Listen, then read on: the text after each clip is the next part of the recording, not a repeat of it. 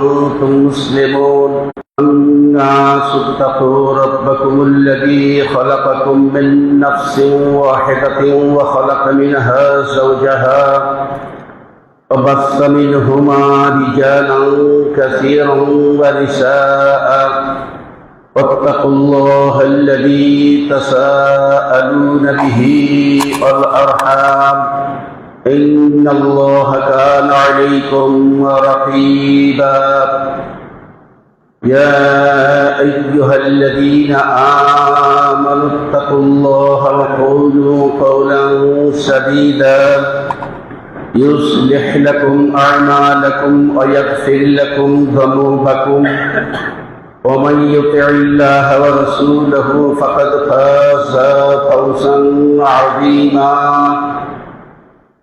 سبحانك اللهم وبحمدك أشهد أن لا إله إلا أنت أستغفرك وأتوب إليك.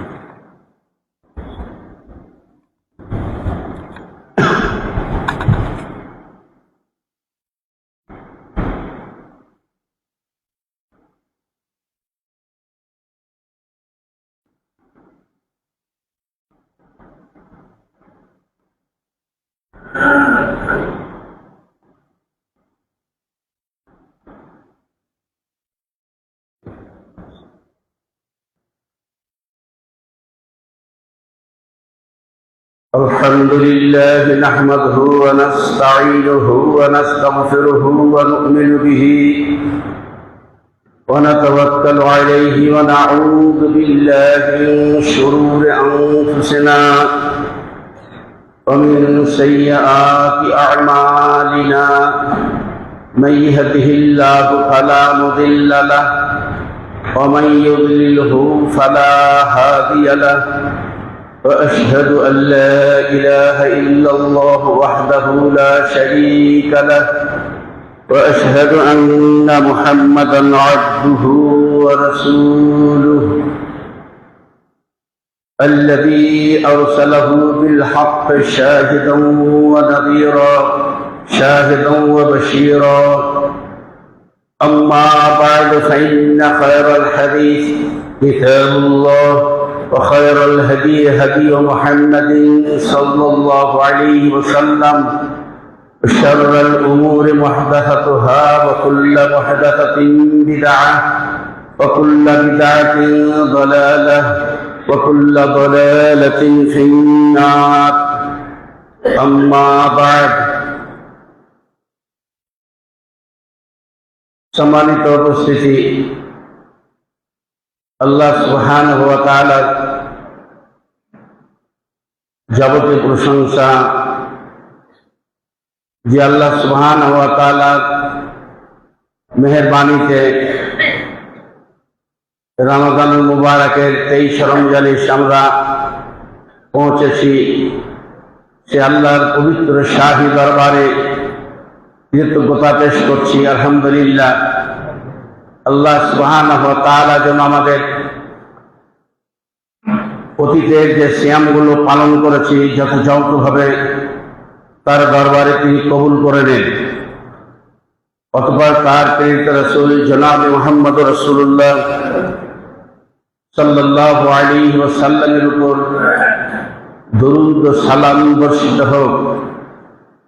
মুআজ্জাজ উপস্থিতি, রমজানুল মুবারকের আজকে যে 23 তারিখ, শেষের পথে আমরা এসে পৌঁছেছি। শেষ লগ্নে আমাদেরকে আল্লাহ সুবহানাহু ওয়া তাআলা পৌঁছিয়েছেন। এই বাকি যে দিন অতিবাহিত হয়েছে আমরা কে কিভাবে পার করেছি, কে কতটুকু ইবাদতের ভিতরে আমরা সময় দিয়েছি, এটা নিজের হিসাব প্রতিটি মানুষের কাছে আছে। সম্মানিত উপস্থিতি, এটা ক্ষমার একটি মাস, এটা মাগফিরাতের একটি মাস। আল্লাহ সুবহানাহু ওয়া তাআলা এমনিতেই মানুষকে ক্ষমা করার জন্য প্রতিদিন সন্ধ্যা যখন হয় তখন তার হাত প্রথম আকাশের দিকে ঝুলিয়ে দেন। সারা রাত তার হাত ঝুলন্ত অবস্থায়। দিনের বেলায় মানুষ পাপ করে থাকলে আল্লাহ সুবহানাহু ওয়া তাআলা প্রতীক্ষায় থাকে আমার ওই পাপী বান্দা তার ভুল বুঝতে পেরে রাতের বেলায় আমার কাছে ক্ষমা চাইবে, আমি তাকে ক্ষমা করব। আবার যখন সকাল হয় আল্লাহ সুবহানাহু ওয়া তাআলা আবার তার এই হাত প্রথম আকাশের দিকে ঝুলিয়ে দেন, অপেক্ষায় থাকেন। রাতের বেলায় মানুষ বিশ্রামের এটা কাল সময়, এই বিশ্রাম অন্ধকার রাতের ভিতরে কেউ যদি পাপের সাথে লিপ্ত হয়ে থাকে, তার এই পাপ অনুশোচনা করে ভুল বুঝতে পেরে দিনের বেলায় যদি আমার কাছে ক্ষমা চায়, আমি আল্লাহ তাকে ক্ষমা করব। আল্লাহ সুবহানাহু ওয়া তাআলা এটা কুল্লা লাইলা, প্রতি রাতেই থাকে। এটা মাহে রমজান মাস। রাসূল সাল্লাল্লাহু আলাইহি ওয়াসাল্লাম হযরত আবু হুরায়রা রাদিয়াল্লাহু তাআলা আনহু বর্ণনা করেছেন, রাসূল সাল্লাল্লাহু আলাইহি ওয়াসাল্লাম তিনি বলেছেন যে আমার উম্মতকে 5টা বিষয় দেওয়া হয়েছে, 5টা বিষয় আমাকে আমার উম্মতদেরকে দান করা হয়েছে। এই 5টা বিষয় আমার পূর্বে অন্য কোনো উম্মতকে দেওয়া হয়নি, তারা কেউ পায়নি। এটা আমাদের জন্য এত বড় একটা সুখবর যে আমরা আল্লাহ নবীর সর্বশেষ নবীর উম্মত, সর্বশেষ নবীর উম্মত হওয়ার পরে বিশাল একটা অবদান আমাদের জন্য আল্লাহ সুবহানাহু ওয়া তাআলা প্রদান করেছে, যেই অবদান পূর্বের কোনো নবীর উম্মতেরা পায়নি। 5টি বিষয়ের মধ্যে একটা হলো এটা যে এই ফেরেশতা মণ্ডলীরা যে আল্লাহরা আছে, এরা কিন্তু যারা রোজাদার ব্যক্তি তাদের জন্য ক্ষমা চায়, ওরাই ক্ষমা চায়। যারা কাঙ্ক্ষিত রোজা নীতি নিয়মের ভিতরে সিয়াম পালন করে, তাদের জন্য ওই ফেরেশতারাই ক্ষমা চায় আল্লাহর কাছে। সূরা গাফিরের ভিতরে আল্লাহ স্পষ্ট এই আয়াত নাযিল করেছেন। অতএব এটা একটা বড় নিয়ামত আমাদের জন্য। আমি তো আমার জীবনের প্রায়শ্চিত্তের জন্য, ক্ষমা নেওয়ার জন্য আল্লাহর কাছে চাইব, কিন্তু আপনার পক্ষ থেকে আল্লাহ সুবহানাহু ওয়া তাআলার ফেরেশতারা ক্ষমা চাইবে। কয়দিন চাইবে, কতক্ষণ চাইবে, কোন সময় পর্যন্ত চাইবে? সিয়াম শেষ না হওয়া পর্যন্ত। তাহলে আমাদের পক্ষ থেকে ক্ষমা চাচ্ছে। পহেলা রমজান থেকে শুরু হয়েছে, অদ্যাবধি তারা আমাদের জন্য ক্ষমা চাচ্ছে। এটা যেই দিন আমাদের সিয়াম শেষ হবে, 29 রমজান হোক অথবা 30 রমজান হোক, রমজান যখন শেষ হয়ে আসবে সেই দিন পর্যন্ত বিশেষভাবে আল্লাহ সুবহানাহু ওয়া তাআলা উম্মতকে এটা প্রদান করা হয়েছে, তার উম্মতদেরকে, রাসূল সাল্লাল্লাহু আলাইহি ওয়াসাল্লামের, যে তারা আমাদের জন্য ক্ষমা চাইবে। আমরা এই আল্লাহর কাছে প্রত্যাশা রাখি, আল্লাহর কাছে এটা ফরিয়াদ পেশ করছি, আল্লাহ সুবহানাহু ওয়া তাআলা যেন ফেরেশতাদের সেই প্রার্থনাকে আমাদের পক্ষ থেকে কবুল করে আমাদের জীবনের পাপ সমূহকে ক্ষমা করে দেন। সম্মানিত সুধী, এই রমজান মাস পার হয়ে যাচ্ছে। রমজানের শুরুতেই যে খুতবা আমি বলেছিলাম, যারা পাপের সাথে জড়িত থাকে, পাপকে কিছু মনে করে না, ওদেরকে আল্লাহ বলেছে এখন পাপ আর করিও না, পাপ থেকে ক্ষান্ত হয়ে যাও। কে কতটুকু ক্ষান্ত হয়েছেন এটা আপনাদের বিষয়। এখানে আমি একটি মধ্যখানে কথা বলছি, কোন মহিলারা, এখানে এখন অনেক মহিলারা আসছে, আজান খুতবা শুরু হয়ে গেছে, অনলি মাত্র 2 রাকাত সুন্নাত পড়ে অতিরিক্ত সুন্নাত পড়ার চেষ্টা কেউ করবেন না। 2 রাকাতের বেশি, রাসূল 2 রাকাতের বেশি পড়ার কথা বলেনি। খুতবা শুরু হয়ে গেলে অজানা অশিক্ষিতা মহিলারা আসে, তারা মনে করছে বেশি সারাত করতে পারলে বোধহয় ফায়দা পাবো, লাভ পাবো। না, ফায়দা হবে না। রাসূলকে উপেক্ষা করে, রাসূলের আদর্শকে উপেক্ষা করে কাজ করলে কখনোই লাভবান হওয়া যায় না। এই জন্য আমি সতর্ক করছি ওই মহিলাদের, যারা আসবেন আজানের পরে মাত্র 2 রাকাত সালাত পড়ে নীরবে বসে যাবেন। সম্মানিত সুধী, আল্লাহ সুবহানাহু ওয়া তাআলা আরো যারা কল্যাণকামী মানুষ সদা সর্বদা চায় আমি কি করে ভালো হব, সদা সর্বদা চাই পরকাল আমার কি করে ভালো হবে, এরকম যদি খেয়ালের মানুষ থাকে, মনের মানুষ থাকে, আল্লাহ সুবহানাহু ওয়া তাআলার পক্ষ থেকে তাদেরকে আরো বলা হয় তোমরা আরো দ্রুত এগিয়ে আসো ভালো কাজে, তুমি আরো ভালো কাজে এগিয়ে আসো। এখন এই পুরো মাস চলে যাচ্ছে, মানুষের যে অবস্থা, মানুষের যে পূর্বের রীতিনীতি আছে, চাল চলন আছে, আমার তো মনে হয় না কেউ বর্জন করতে পেরেছে, ঠিক ওরকমই আছে। মাশাআল্লাহ হতে পারে যে একজন, বলা যায় না। এখনো দেখেন আপনারা রমজান মাসের সিয়াম পালনকারী মানুষেরা মসজিদে ঢুকে পড়েছেন, আবার কেউ দেখেন ভেটভেটি চালায়, কেউ ভ্যান চালায়, কেউ রিক্সা চালায়, কেউ ভাড়াই কাজ করে, ও এটা কিছুই মনে করে না। বিশাল একটা মাস, রহমতের মাস, মানুষের মাথার উপরে ছায়া দিয়েছে, এটাকে কিছুই মনে করে না। সম্মানিত সুধী, এই মাসটার ভিতরে বেশ কিছু গুরুত্বপূর্ণ বিষয় আছে। গুরুত্ব বিষয়ের মধ্যে একটা হলো এতেকাফ আছে, কিন্তু এতেকাফের সময় সীমা পার হয়ে গেছে, যার কারণে ওই বিষয়ে আমি কোনো কথা বলছি না। এরপরে একটা বিষয় আছে যাকাতুল ফিতর আছে, এটার উপরে কিছু কথা হবে আপনাদের। তার মধ্যখানে আছে লাইলাতুল কাদরের একটা রাত আছে, এটার উপরে সংক্ষিপ্ত কিছু আলোচনা হবে। পরিশেষে ঈদের সালাতের, জানি না সামনে জুমা আল্লাহ কবুল করেছেন, রোজা রাখা হবে না রাখা হবে এটা আল্লাহ ভালো জানেন, তবে নারীদের ব্যাপারে কিছু সতর্কমূলক কথা আমি পেশ করব। এই জন্য আমি আগে 5 মিনিট আগে আমি খুতবা এবার উঠেছি। সম্মানিত সুধী, এই মাসের ভিতরে এই কয়েকটা রাত আছে, যে রাতটা আমাদের সবারই কাছে প্রচলিত আছে লাইলাতুল কাদর বলে। লাইলাতুল কাদর বলে, এটা অত্যন্ত মহিমান্বিত মাস, একেবারে রাত, এটা অত্যন্ত মর্যাদা সম্পন্ন মাস। 1000 রাতের চাইতেও বেশি দেখি পাওয়া যায় এটাতে।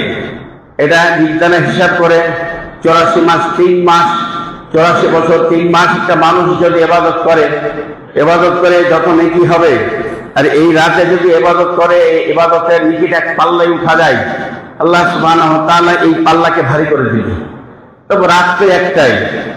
এখন এটা আমাদের 2টা রাত পার হয়ে গেছে, গত রাত পার হয়ে গেছে, তার আগের একটা পার হয়ে গেছে, সামনে আর কয়টা আছে। কিন্তু আমাদের এই বাংলাদেশে মানুষেরা নিচ্ছক ধরে ফেলেছে 27শে রমজান এটা লাইলাতুল কাদরের রাত মনে করে, এটাই। কিন্তু রাসূল সাল্লাল্লাহু আলাইহি ওয়াসাল্লামের সমকালে, রাসূল সাল্লাল্লাহু আলাইহি ওয়াসাল্লামের জমায় তার জীবদ্দশাতে লাইলাতুল কাদর 21 রাত্রে একবার হয়েছে। তাহলে পরে আমি কি করে শনাক্ত করতে পারি?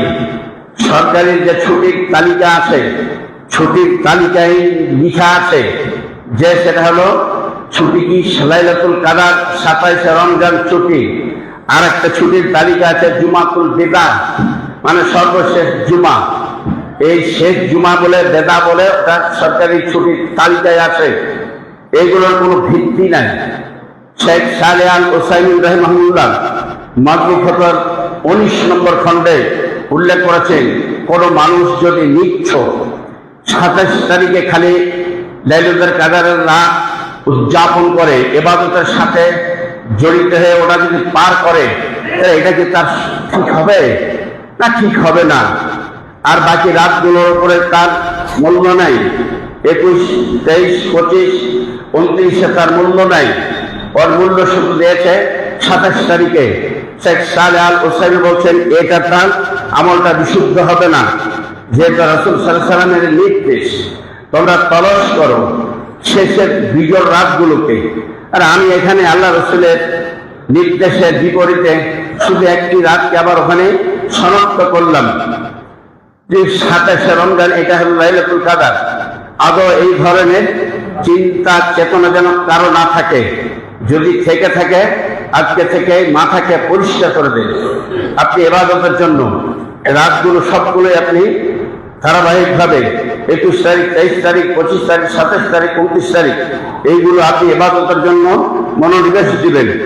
আল্লাহ সুবহানাহু ওয়া তাআলা হতে পারে এই রাতগুলোর ভিতরে ইনশাআল্লাহ হবেই তো একদিন, কিন্তু আপনাকে তো জানানো হবে না, আপনাকে জানানো হবে না। ইতিপূর্বে কাউকে জানানো হয়নি। কোন সাহাবীকেও জানানো হয়নি, কোন সালাফ সালেহিনদেরকে জানানো হয়নি, কোন বড় বড় পণ্ডিতদেরকে জানানো হয়নি, শুধুমাত্র রাসূলকেই একটা তারিখ জানানো হয়েছে 21 রমজান। অতএব এই তারিখের ভিতরে আল্লাহ সুবহানাহু ওয়া তাআলা যদি আমি পড়ে যাই, আমার যদি ওই তারিখগুলো আমি ইবাদতের মধ্যে মশগুল থাকতে পারি, আল্লাহ সুবহানাহু ওয়া তাআলার বড় ফায়দা আমি পাবো, তার পক্ষ থেকে বড় অনুগ্রহের একটা অধিকারী হব। আল্লাহ যেন আমাদের সেই অধিকার করে দেন। সম্মানিত সুধী, এই ইবাদতটা হচ্ছে একবারে গোপন ইবাদত। এটা প্রকাশ্যে ইবাদত নয়, গোপন ইবাদত। গোপন ভাবে যে যত করতে পারে এটা হচ্ছে তার জন্য শ্রেষ্ঠ, শ্রেয় হবে। এদেশে মানুষের দেখা যায় অনেক বাজার মসজিদ আছে, ওরা এই রাত্রিকে 27 তারিখে উদযাপন করার জন্য এখানে তারা রাত্রিতে দল ধরে যুবকরা আসে ও তারা বিস্কুট নিয়ে আসে, তারা বাক্সে চা বেঁধে আনে, চা বেঁধে নিয়ে এসে ওরা ওখানে ইবাদতে থাকে। ইবাদত করতে করতে ক্লান্ত এটা হবে তার সময়। রাত তো আল্লাহ বিশ্রামের জন্যই করেছে, ওরদিক তো সে ঘুরেছে, কাজে ব্যস্ততায় কাটালছে, তাহলে পরে এই সময়ের ভিতরে তার তো ঘুম আসা স্বাভাবিক। তন্দ্রাকে ভাঙানোর জন্য গোল হয়ে বসে আবার তখন খাওয়া দাওয়া করে, বিস্কুট খায়, চা খায়, গল্প করে, আবার তখন ইবাদতে লাগে, এইভাবে করে। এটা কি আসলে এর কোনো নির্দেশ? এটা আপনাকে আমাকে দেখতে হবে। আপনাদের একখান হাদিস, রাসূল সাল্লাল্লাহু আলাইহি ওয়াসাল্লাম একদিন মসজিদে ঢুকলেন, মসজিদে ঢুকে দেখছেন যে একটা খাম্বায় তীরে একটা রশি ঝুলছে, একটা রশি। আল্লাহ নবী বলছেন, এই রশি কেন? এই রশি কার, কে বেঁধেছে, বাঁধার কারণ কি? তো বলছে যে এটা উম্মে সালমা বেঁধেছে। কি জন্য বেঁধেছে? ও রাত্রে ইবাদত করবে মসজিদে। এই হাদিস প্রমাণ করে মেয়েরাও যদি রাত্রে আসে ইবাদতে করতে পারবে মসজিদে। মেয়েরা যদি ইতিকাফ করতে চায় মসজিদে, তারা ইতিকাফ করতে পারবে। এই মসজিদ ছাড়া ইতিকাফ হবে না। জুমা মসজিদের শর্ত নয়, অক্টা মসজিদও করতে পারবে। প্রাসঙ্গিক ভাবে বলছি কথাটা। তবে জুমা মসজিদে আওলা, কেননা তাকে জুমা পড়ার জন্য আবার আসতে হবে।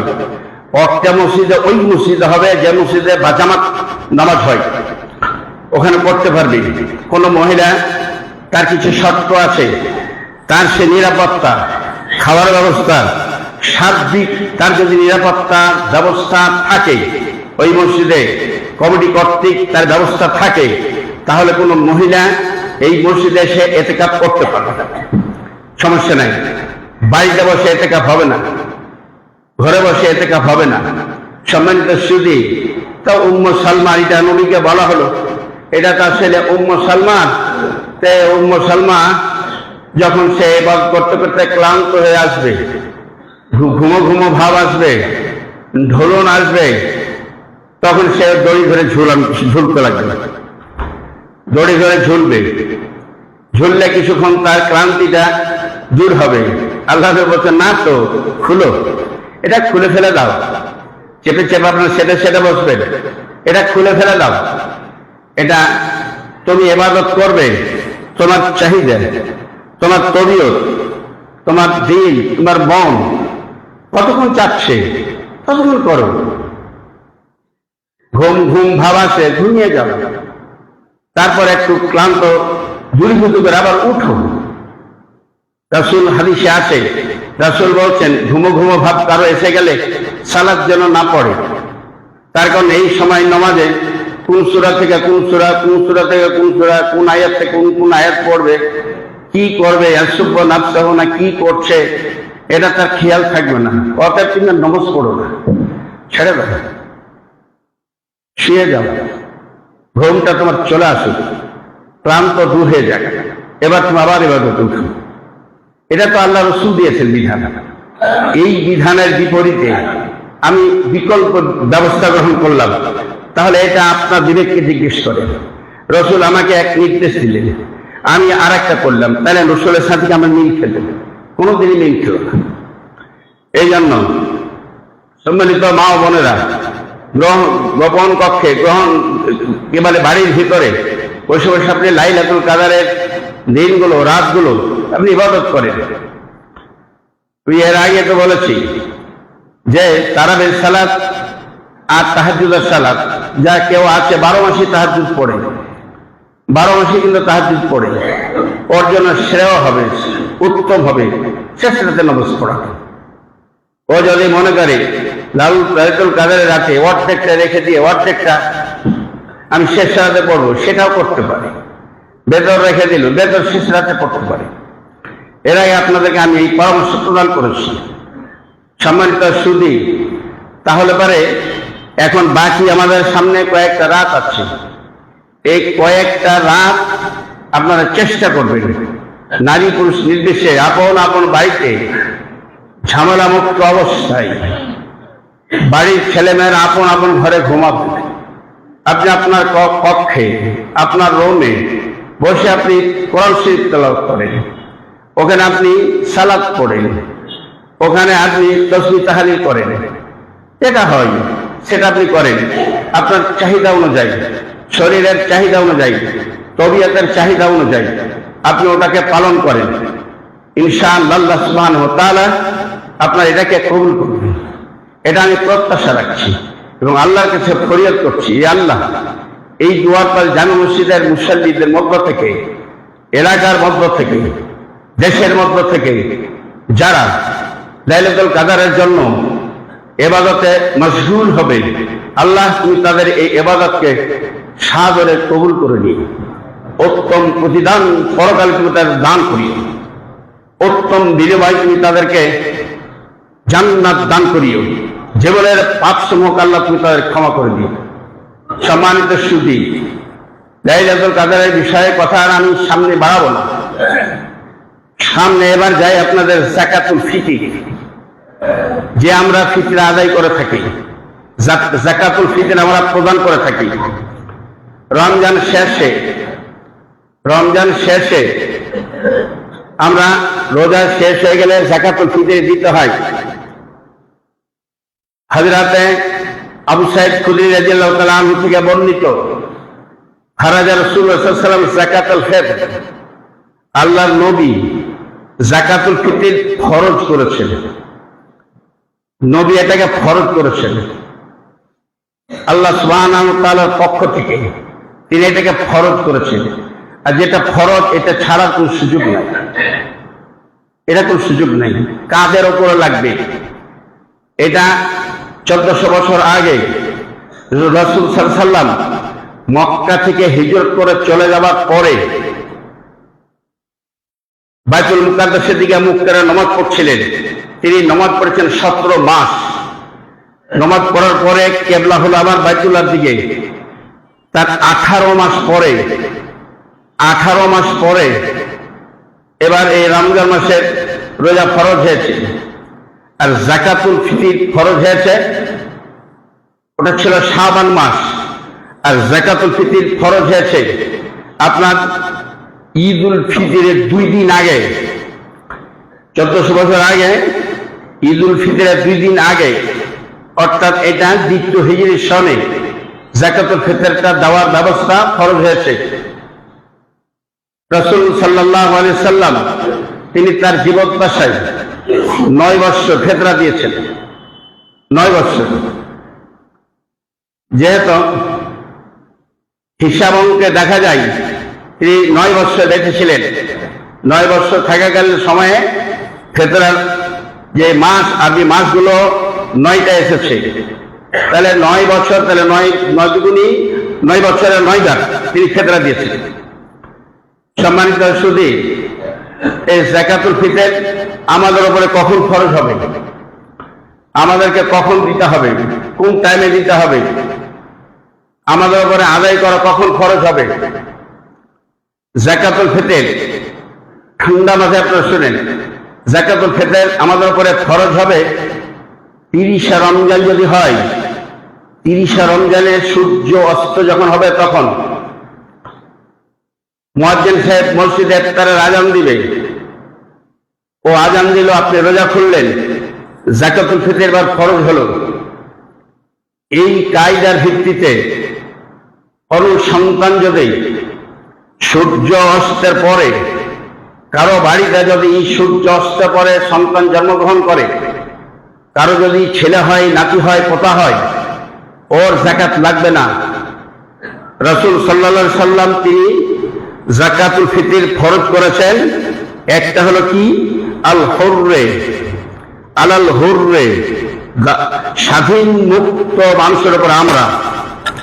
3 নম্বর আল আবদে, যারা দাস দাসী গোলাম, গোলাম প্রথা ব্যবস্থা আমাদের বাংলাদেশে নাই। অতএব সে সময়কালে গোলাম ছিল, গোলামের উপর এটা অজেব, তাকে দিতে হবে। তারপরে যাকারে পুরুষ মানুষের উপরে, অনসা নারীদের উপরে, সাগীরে ছোট, কবিরে বয়স্ক মানুষ, এগুলোর উপরে যাকাতুল ফিতর অজেব। এবার আপনাদেরকে এই বিষয়টা স্পষ্ট করছি। কোন মানুষ যদি সূর্য অস্তের আগে ইসলাম ধর্ম গ্রহণ করে, সূর্য অস্তের আগে, সূর্য ডুবছে 6টা 5 মিনিটে, মুসলমান হয়ে গেল 6 মিনিটে, 6-এ আজান দেয়নি, ইফতার সময় হয়নি, তারপর মুসলমান হলো, একাও ফিতরা লাগবে।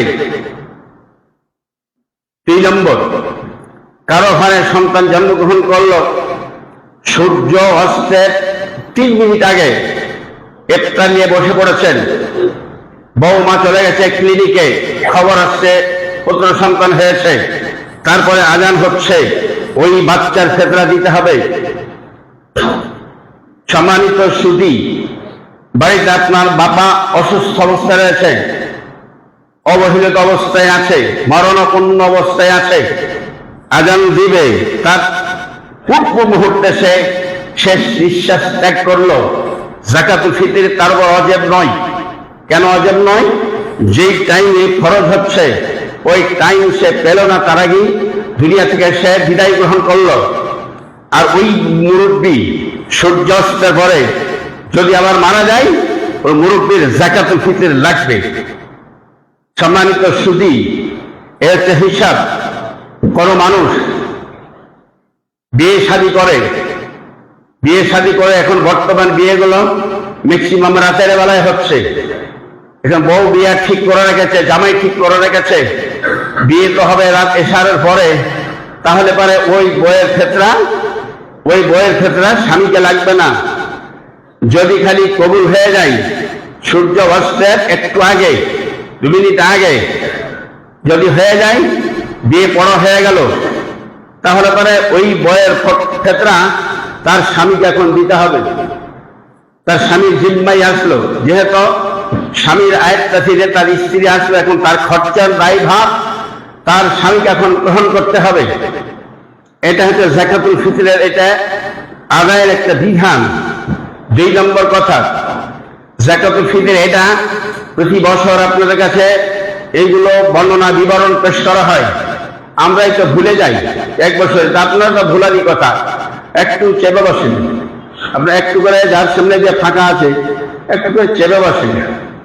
সম্মানিত সুধী, যাকাতুল ফিতর আপনাকে দিতে হবে। কখন দিবেন? যাকাতুল ফিতর তো তখন ওয়াজিব হলো, এখন এটা একটা বৈধ সময় আছে, দেওয়ার একটা বৈধ সময় আছে, আর একটা ওয়াজিব সময় আছে। বৈধ সময় হলো 1 দিন বা 2 দিন আগে যাকাতুল ফিতর আপনি দিতে পারেন। এটা দিতে পারবেন যে জমা করবে। আমাদের এই দেশের প্রচলিত প্রথা নিয়ম, আমরা একজন ব্যক্তিকে নির্দিষ্ট করে রাখি, নিজ নিজ সমাজ যেভাবে বসবাস করে, সমাজের ভিতর থেকে একজনকে দায়িত্বশীল সর্দার যাকে আমরা বলে থাকি, তার কাছে জমা 2 দিন আগে করতে পারেন, এটা জায়েজ। কিন্তু সূর্য অস্তের পর ঈদের মাঠে যাবার আগ পর্যন্ত এটা আদায় করা আপনার ওয়াজিব হয়ে যায়। ঈদের মাঠে যাওয়ার আগে যদি আপনার ওয়াজিব আদায় না করেন, যাকাতুল ফিতর বের না করেন, তাহলে পরে পরবর্তীতে বের করলে আল্লাহ সুবহানাহু ওয়া তাআলা এটা সাধারণ দান হিসাবে আল্লাহ কবুল করবেন, কিন্তু আপনার যাকাতুল ফিতর হিসেবে এটা আদায় হবে না। অতএব আপনাদেরকে আমি সতর্ক করব, যাকাতুল ফিতর সূর্য অস্ত হলে আপনারা এটা আপন আপন যাকাতুল ফিতর আপনারা প্রদান করবেন, যেখানে যা সমাজের মানুষকে দায়িত্ব দিয়ে রেখেছেন তাদের কাছে। সম্মানিত সুধী, যাকাতুল ফিতরে এখানে যে আপনারা দেবেন, আগেই বন্টন কেউ করবেন না, দিবেন না।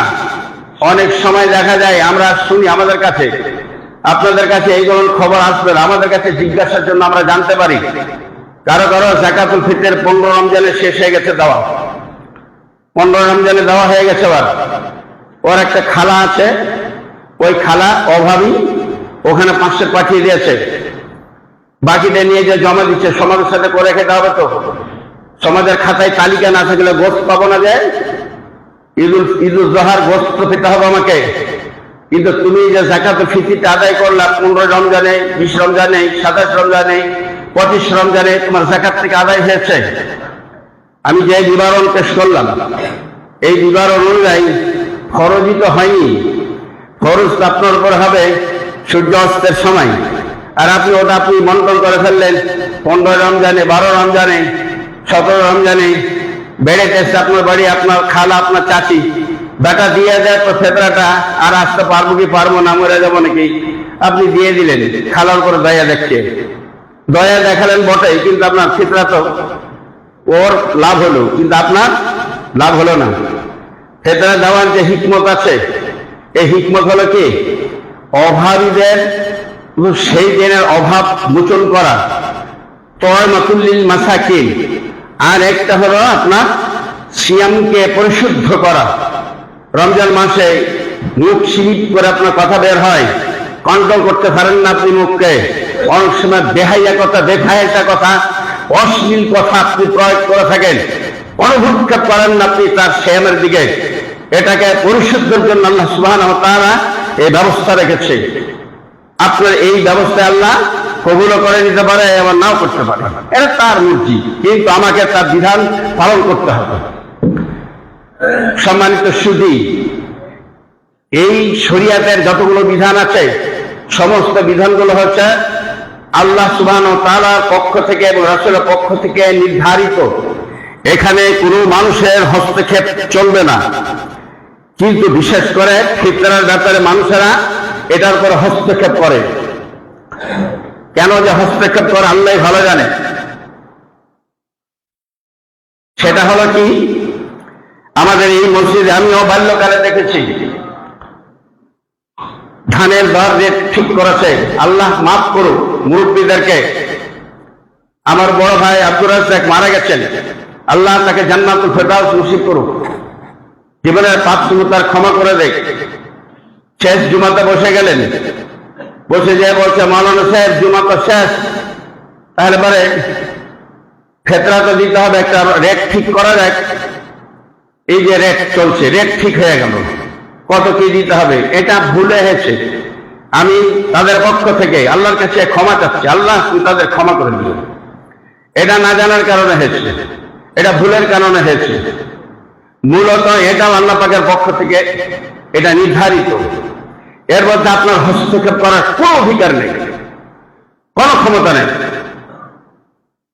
এখানে যদি আপনি হস্তক্ষেপ করেন, তাহলে আপনি তো জোহরের নামাজ 4 রাকাত পড়তে 1 রাকাত কমিয়ে দিবেন, অথবা 1 রাকাত বাড়িয়ে দেন। কই পারেন না তো। গোটা পৃথিবীর মানুষেরা জোহরের সালাত 4 রাকাতই পড়ে, আসর 4 রাকাত কোনো কম বেশ নাই। কিন্তু বাংলাদেশের মানুষের মাথায় কেন যে পোকা লড়ে, কিছু ইমাম সমিতি আছে, এই ইমাম সমিতি না, এটা জাহেল সমিতি, অজ্ঞ সমিতি। তারা এই ফেতরাকে নির্ধারণ করে নিজে, মনে হচ্ছে যে এটা বাপের সম্পত্তি, পৈতৃক সম্পত্তি। আল্লাহ সুবহানাহু ওয়া তাআলা এটা বিধান দেয়নি, ওদের জন্য এটাকে ফাঁকা রেখেছে। এই দেশের সরকার সেই কাম করে, আর এই মানুষেরা ওইদিকে উদ্বুদ্ধ হয়ে সরকারের রেট তো বেঁধে দিয়েছে এতটি। এই সরকারও এই বিষয়ে জাহেল, একেবারে অজ্ঞ মূর্খ। শরীয়ত সংক্রান্ত বিষয়ে তার কোনো তথ্য নেই। আর এই মানুষেরা ওটাকে কুলু করে, মানুষেরা ওটাকে ধরে সরকার তো করে দিয়েছে রেট 85 টাকা পার হেড, আমরা ওটাই দিব। সমস্যা কি? তুমি দিতে, তোমার দিলেই সমস্যা কি, আর না দিলেই সমস্যা কি? তোমাকে কে ধরছে? রাসূল সাল্লাল্লাহু আলাইহি সাল্লাম যাকাতুল ফিতর ফরজ করেছেন খাদ্যদ্রব্য দিয়ে। রাসূল বাজার করেছেন টাকা দিয়ে, রাসূল কাপড় কিনেছেন টাকা দিয়ে, রাসূল ছাগল কিনেছেন টাকা দিয়ে, রাসূল দুম্বা কিনেছেন টাকা দিয়ে। টাকার প্রচলন ছিল, দিনার দিরহামের প্রচলন ছিল। এতগুলো প্রচলন থাকা সত্ত্বেও রাসূল সাল্লাল্লাহু আলাইহি সাল্লাম যাকাতুল ফিতরে খাদ্য দিয়ে এটা নির্ধারণ করেছেন। খাদ্যের বিকল্প আপনি টাকা দিবেন, আপনার যাকাতুল ফিতর গ্রহণযোগ্য হবে না।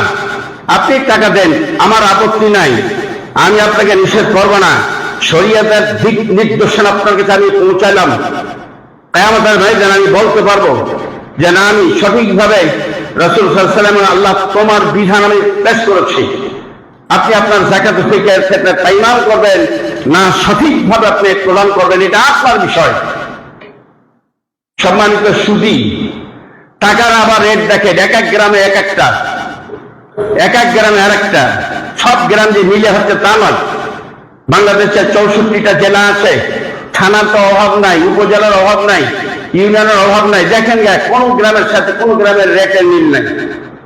এটা কি আল্লাহ ফাঁক রেখেছে? কিন্তু আল্লাহ তো বরাদ্দ করে রেখেছে সপ্তম আকাশের ওপরে 1 সের চাউল দিতে হবে, 1 সের খাদ্যদ্রব্য দিয়ে ফিতর আদায় করতে হবে। সে তদন্তন সময়কালে খেজুরের ব্যবস্থা ছিল, জবের ব্যবস্থা ছিল, কিশমিশের ব্যবস্থা ছিল, গমের ব্যবস্থা ছিল, যে কোনো দিতে পারে। এটা মনে করবেন না অনেক মানুষ আছে এখানে যে তারা চিন্তা করে খেজুরের আঁঠি বাড়াবে, তাহলে পারে ওটা কম দিতে হবে, কম দিব, তাহলে আমার ধান কেন হবে না? সম্মানিত সুদী, 19 শতাব্দীর বিজ্ঞানীরা এইগুলোর ভিতরে যে দেশের যেটা বেশিরভাগ খাদ্যে রূপান্তরিত সেটাই যাকাতুল ফিতর আদায় করবেন। বিশেষ করে এখন বর্তমান বিশ্বে খাদ্যের ব্যাপারে চাউলটা আমাদের প্রধান খাদ্য হয়ে পড়েছে। চাউল অথবা গম, তো চাউলটা আমাদের বেশি, চাউল দিতে হবে আপনাকে। যেহেতু রাসূল দিয়েছেন, দুইটি বিষয় এখানে। আপনি চাউলের পরিবর্তে টাকা দিবেন, তাহলে পরে দুইটা ক্ষতি। একটা ক্ষতি কি? এই যে এটা হলো ইবাদত, ফিতর দেওয়া এটা আল্লাহর ইবাদত। যেইভাবে আপনাকে করতে বলেছে ওইভাবে করতে হবে, আপনি ওইভাবে করলেন না, ইবাদত ওইভাবে আপনার হলো না। এক। 2 নম্বর ক্ষতি, এটা আল্লাহ সুবহানাহু ওয়া তাআলা নিজেই আকাশে তিনি এটা ঘোষণা করেছেন রাসূলের কাছে, খাদ্য দিয়ে ফিতরা দিতে হবে। আল্লাহর বিধান বলছে খাদ্য দিয়ে ফিতরা দাও, আর তুমি মানুষ তার বিপরীত কাজ করলে, তাহলে তুমি আল্লাহর মোকাবেলা করলা, তুমি আল্লাহর বিরোধিতা করলা, না আল্লাহর সপক্ষে কাজ করলা? এটা ভাবা উচিত এখানে। সম্মানিত সুদী, অনেক মানুষ আছে যে তারা বলে আমাদের তো জমি নাই, জামা নাই, কিছু নাই, কোত্থেকে আমরা চাউল দেব? তোমার চাউল তুমি খাচ্ছ কোথার থেকে? নিজে কর্ম করে পরিবারের চাউল কিনে নিয়ে আসছো, নিজের কর্ম করে তুমি তোমার পরিবারের যাবতীয় প্রয়োজন মিটাচ্ছ, আর এই ফিতরার ব্যাপারে তোমার এই প্রয়োজনটা তুমি মিটাতে পারছো না, আল্লাহর বিধানটাকে এটা মিটাতে পারছো না। সম্মানিত সুদী, এই ধরনের কলাকৌশল অবলম্বন না করে যাকাতুল ফিতর যথাযথভাবে আপনারা দেবেন। সম্মানিত সুদী, যাকাতুল ফিতর ওয়াজিব প্রতিটি মানুষের উপরে। এখানে বলা হয়নি গরিবের উপর নয়, ফকিরের উপর নয়। তবে যাদের বাড়িতে ঈদের রাতের এবং ঈদের দিনের খাবার আছে, ওর উপরে যাকাতুল ফিতর ওয়াজিব, তার এবং তার পরিবারের খাবার আছে, তাকে যাকাতুল ফিতর দিতে হবে। মাশাআল্লাহ, আলহামদুলিল্লাহ, আমাদের এই দেশে এমন মানুষ খুঁজে পাওয়া মুশকিল যে তার মাত্র ঈদুল ফিতরের দিনের এবং সেই রাতের খাবারটা ছাড়া আর খাবার নাই, এইগুলো লোক পাওয়া খুব মুশকিল। আলহামদুলিল্লাহ, এটা আল্লাহর শুকরিয়া। আল্লাহ সবকে শুকর রেখেছে। আল্লাহ তুমি সকলকে শুকর রাখি। প্রতিটি মানুষের আছে, তারপরও ও বলে যে আমি কোথা থেকে দিব। আরে তুমি আগে তোমার দাও, বেনাফসিহি, আগে তোমাকে এখানে সম্বোধন করা হয়েছে প্রতিটি মানুষকে দিবে। সম্মানিত সুধী, কোন মুসাফির যদি বাইরে থাকে, এখন আমরা এই এলাকার মানুষ অনেকে রাজমিস্ত্রি কাজ করে ঢাকা, কুমিল্লা, বিভিন্ন দেশে, ও যদি আসতে না পারে তার যাকাতুল ফিতর ওখানে তাকে দিতে হবে, ওই জায়গায় দিতে হবে। শেখ সালেহ আল উসাইমিন রাহিমাহুল্লাহ এই বিষয়ে তিনি বজ্রফতা 19 নম্বর খণ্ডের 352 পৃষ্ঠা উল্লেখ করেছেন। কেননা এটা তার নফসের সাথে সংশ্লিষ্ট, আর সাধারণ জাকাত এটা তা নয়। যদি ওখান থেকে না দিয়ে দিতে পারবো, পরিবারের লোকেরা তার পরিবারের বাড়ি থেকে দিল, আর ওরা যদি এখান থেকে ওর ফিতরা আদায় করা, আদায় হয়ে যাবে। সম্মানিত সুধী, অতএব এই যাকাতুল ফিতর আপনারা এই যে আমরা প্রদান করে থাকি, আপনারা বন্টনের বিষয়ে একটু লক্ষ্য করবেন। যেহেতু যাকাতুল ফিতরের বিষয়ে ওলামাদের দুটি অভিমত আছে। একটি অভিমত হলো যে ফকির মিসকিনকে দিতে হবে, আর একটি অভিমত হলো যে আখ খাতেই বিতরণ হবে। সম্মানিত সুধী, এখানে আমি আপনাদেরকে একটা বলতে চাই, পাবে না কে? যাকাত কে পাবে না? কাফেরকে কি দেওয়া যাবে? না, কাফেরকে দেওয়া যাবে না। কাফের এই যাকাতের হকদার নয়। তাহলে ফাসেক, যারা ফাসেক, দাড়ি কাছে, কুল খায়, জর্দা খায়, এদের চাইতে যদি ভালো পাওয়া যায় ওদেরকে দিতে হবে। যারা নামাজ পড়ে না, তারা আপনাদের তো হন্যার মুখে ছুটে আসবে, একটা ওয়াক্ত সালাত পড়ে না। এই ব্যাপারে আমি এর আগে তো আপনাদের আলোচনা করেছি। তারিকুস সালাত, যারা বেনামাজি, তারা মুরতাদ, খারিজ আনিল ইসলামে, তারা নামাজ থেকে, মুসলিম থেকে বাইরে হয়ে আছে, তারা কাফের, এরা হকদার নয় যাকাতের। তওবা যদি করে, তওবা করে ফিরলে আপনি দেন, ওই লোকটা যাকাত পাবে না। আপনি জানেন, এখন ওকে যাকাত দিয়ে দিলে ও নিয়ে যা বেড়ি কিনবে, জর্দা কিনবে, গুড় কিনবে, ও পাবে না, ওকে দেওয়া যাবে না। কেন?